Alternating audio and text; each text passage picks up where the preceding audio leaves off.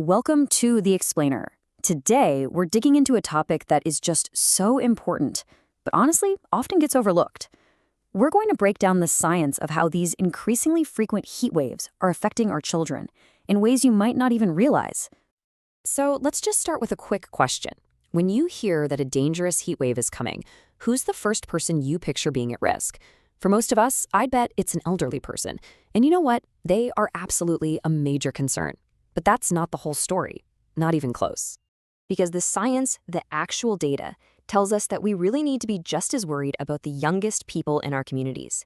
There's this unique and pretty significant vulnerability that children have to extreme heat that we just don't talk about enough.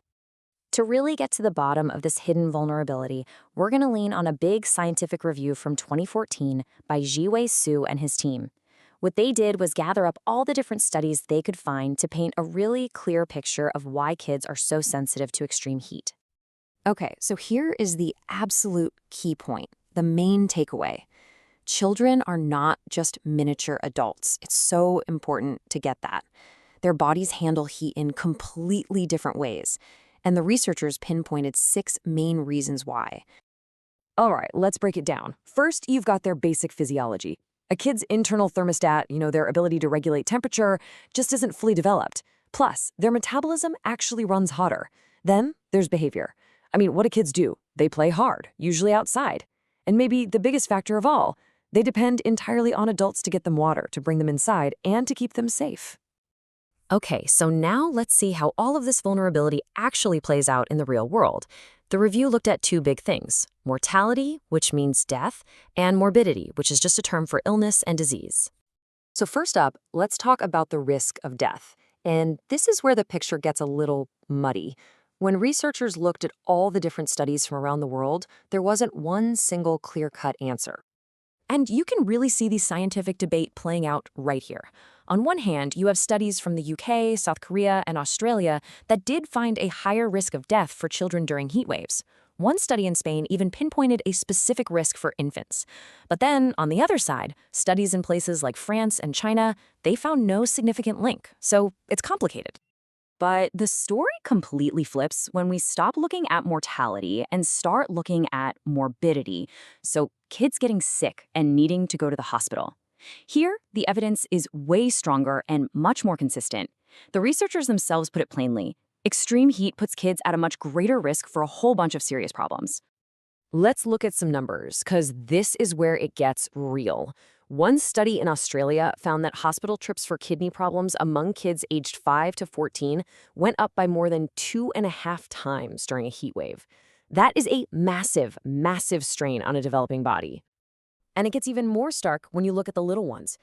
During a big heat wave in California back in 2006, emergency room visits for heat-related sickness among kids under 5 shot up by more than 6 times the normal rate. That is just a staggering number. So when you put it all together, you see this really clear pattern emerge. Again and again, studies connect heat waves to huge spikes in kidney disease, breathing emergencies, dangerous electrolyte imbalances, and high fevers. And it's those youngest kids, the ones under 5, who are often the most vulnerable. Now, any good scientific review doesn't just tell you what's known, it also points out what we don't know yet. And believe me, there are still some really big gaps in our understanding of all this. Scientists are still wrestling with some really basic questions, like what even is the best definition of a heat wave when we're talking about a child's health? How can we accurately measure how much heat a kid is really being exposed to? And maybe most importantly, what are the best, most effective ways to actually protect them? Figuring this stuff out is going to be key. So what's the takeaway? Where do we go from here? Well, the researchers are really clear on this point. We have to get proactive. We have to focus on prevention. And this right here is probably the single most important message. It's not good enough to just be ready to treat a child with heat stroke after it's already happened.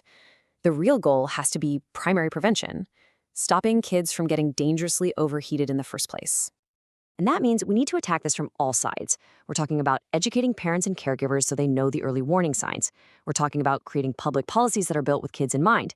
Things like building more parks and green spaces to cool our cities, or even just changing our warning systems so they go off at temperatures that are dangerous for kids, not just for healthy adults.